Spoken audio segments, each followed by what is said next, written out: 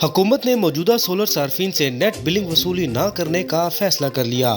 وفاقی وزیر برائے پاور ڈویژن اویس لغاری نے گفتگو کرتے ہوئے کہا کہ 1 ماہ تک نیٹ میٹرنگ پالیسی میں کوئی تبدیلی نہیں ہوگی۔ وفاقی وزیر نے کہا کہ یہ اقدام وزیر اعظم کی ہدایت پر اٹھایا گیا ہے۔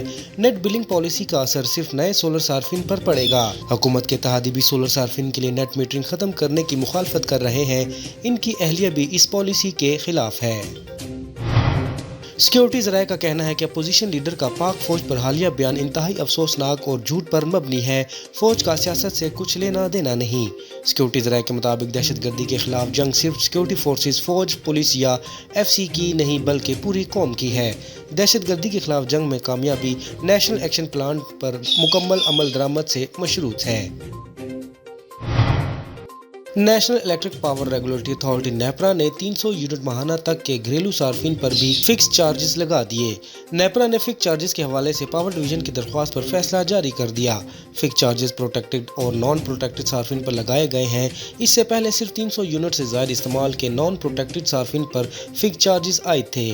نیپرا فیصلے کے مطابق ماہانہ 100 یونٹ استعمال کرنے والے پروٹیکٹڈ صارفین پر 200 روپے فکس چارجز عائد کیے گئے ہیں۔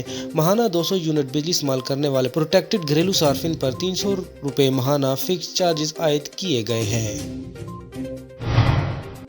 کراچی کا جناح انٹرنیشنل ایئرپورٹ بیرون ملک جانے والے مسافروں کے لیے ڈراؤنا خواب بن گیا۔ ایئرپورٹ جانے والے راستوں پر جا بجا رکاوٹوں اور بین الاقوامی ڈپارچرز لاؤنج میں داخل ہونے والوں کی طویل قطار کی وجہ سے مسافروں کی پروازیں چھوٹ جانے کے واقعات میں غیر معمولی اضافہ ہو گیا ہے۔ اسٹار گیٹ اور جناح ٹرمینل پر پولیس چیک پوسٹ پر کم تعداد میں تعینات پولیس اہلکاروں کی وجہ سے چیکنگ کا عمل انتہائی سست ہے، جس کے باعث شارع فیصل پر گاڑیوں کی طویل قطار نظر آتی ہے۔ آگے چلیں تو جناح ٹرمینل کی پارکنگ اور لیول 2 کے ریمپ پر بھی گاڑیوں کی طویل قطاریں ہوتی ہیں اور یہاں بھی وجہ چیک پوسٹس پر عملے کی کمی ہے۔ سرکاری جامعات میں مرد اساتذہ کی طالبات سے اپنے دفاتر میں ملاقات پر پابندی عائد کر دی گئی ہے۔ صوبائی محکمہ اعلیٰ تعلیم نے صوبے کی تمام سرکاری جامعات کو خط لکھتے ہوئے مرد اساتذہ کی طالبات سے اپنے دفاتر میں ملاقات پر پابندی لگا دی ہے۔ محکمہ اعلیٰ تعلیم کے خط میں کہا گیا ہے کہ تمام ڈپارٹمنٹس میں ایک خاتون فیکلٹی ممبر کو نامزد کیا جائے۔ خاتون فیکلٹی ممبر طالبات کے مسائل اور شکایات سن کر ازالہ کریں گی۔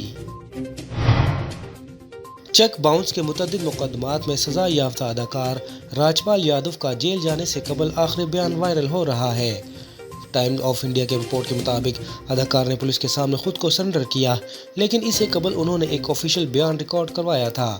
راجپال یادو نے کہا کہ کیا کروں، میرے پاس پیسے نہیں ہیں اور کوئی صورت دکھائی نہیں دیتی۔ ہم یہاں سب اکیلے ہیں، کوئی دوست احباب نہیں، مجھے اس مشکل کو خود ہی جھیلنا ہے۔ واضح رہے کہ نئی دہلی ہائی کورٹ نے راجپال یادو کے خلاف چیک ڈس آنر کے متعدد مقدمات میں دی گئی نرمی واپس لیتے ہوئے اداکار کو ہدایت کی تھی کہ وہ 4 فروری تک متعلقہ جیل سپرنٹنڈنٹ کے سامنے سرنڈر کریں۔ اور ICC men's T20 world cup میں ویسٹ انڈیز نے انگلینڈ کو بآسانی 30 رنز سے شکست دے کر دوسری ٹیموں کے لیے خطرے کی گھنٹی بجا دی ہے۔ ممبئی میں کھیلے گئے گروپ C کے میچز میں انگلینڈ نے ٹاس جیت کر ویسٹ انڈیز کو پہلے بیٹنگ کی دعوت دی۔